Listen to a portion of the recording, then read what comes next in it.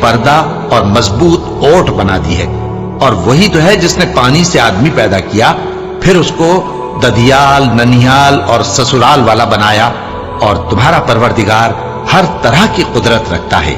اور یہ لوگ اللہ کو چھوڑ کر ایسی چیز کی پرستش کرتے ہیں کہ جو نہ ان کو فائدہ پہنچا سکے اور نہ نقصان،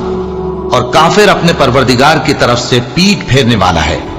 اور ہم نے اے نبی تم کو صرف خوشی اور عذاب کی خبر سنانے کو بھیجا ہے۔ کہہ دو کہ میں تم سے اس کام کی اجرت نہیں مانگتا، ہاں جو شخص چاہے اپنے پروردگار کی طرف جانے کا رستہ اختیار کر لے،